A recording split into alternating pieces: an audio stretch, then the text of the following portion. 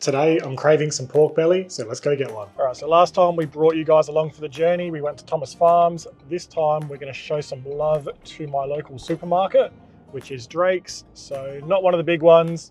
It is a 100% Australian owned and operated supermarket. So obviously we're gonna go look for some pork belly, but I'll show you some of the other stuff they've got to offer as well.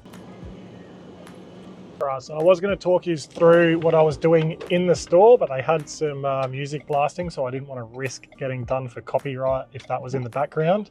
But as you can see, they've got a massive display of meat, starting with the beef, heaps of steaks, heaps of nice thick cut ones you can reverse sear. We've got economy, grass-fed, grain-fed, wagyu, dry aged. Then we've got some low and slow cuts like brisket, beef cheeks, lamb shoulder, pork shoulder, and some whole primals of Scotch fillet, porterhouse, and beef fillet. And if you can't find what you're looking for, just ask someone and they'll either have it out the back, or if you're planning ahead, you can talk to someone there and have whatever you want ordered in from the meat center. Now, as for flavors on this pork belly, we're going to keep it super simple. So I've just picked up some sweet and sour sauce and some spring onions, and I reckon I've got everything else I need back home for this cook. All right, now we're back with our pork belly. Let's set our barbecue up. So for this cook, we're going to be using our Tahoma gravity fed smoker, and the first thing you want to do is open up both of your vents, then fill your hopper up with either lump charcoal or briquettes. Then I'll get a couple of firelighters going in our ash pan. Then I'll push our ash pan in so those firelighters are burning directly underneath where our fuel is. Then I'll let them burn for 5 minutes or so. Then I'll close our ash pan door, turn our barbecue on, select our temperature, which for this cook is going to be 275 Fahrenheit or 135 Celsius, and then we'll let our barbecue come up to temperature. So while our barbecue is coming up to temperature, we're going to prepare our pork belly. All we're going to do is take off any excess fat, seal the skin, then we'll remove the skin off the pork belly too. After that, I'll dice it into 1.5 to 2 inch cubes. Then I'll get them seasoned up in our honey soy slammer and steak shooter spicy. This rub combination is going to give us some nice sweet and savory notes with a hint of spice, and that steak shooter spicy will give us some really nice color too. Once our smoke is up to temperature, I'm going to get a nice little chunk of nectarine wood in our ash pan where our firelighters go, and that will smoke away throughout this cook. Then I'll get a drip tray underneath where our pork belly is going to sit and get our pork belly on. And now our pork belly's on, we're just going to let it go now for around 2 hours until it develops a really nice color and that rub is set on the meat. All right, so we're a bit over 2 hours into this cook, and these little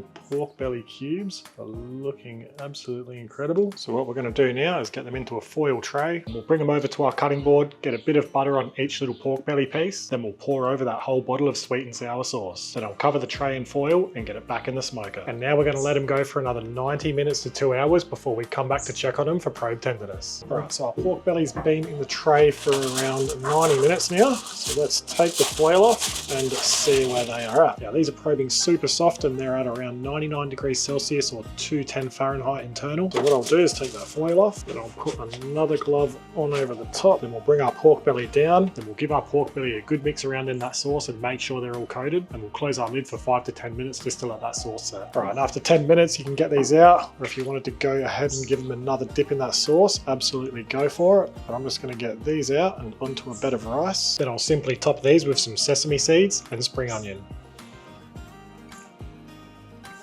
Now that is super tasty. You've definitely got to give that a go. Well, there you have it. There's how to make some sweet and sour pork belly burnt ends. If you've got any questions, don't hesitate to ask them in the comments below. And if you enjoyed this video, give it a thumbs up and subscribe to our channel so you don't miss our next videos. But for now, that's the end of this video. So thanks for watching, and I'll see you in the next one.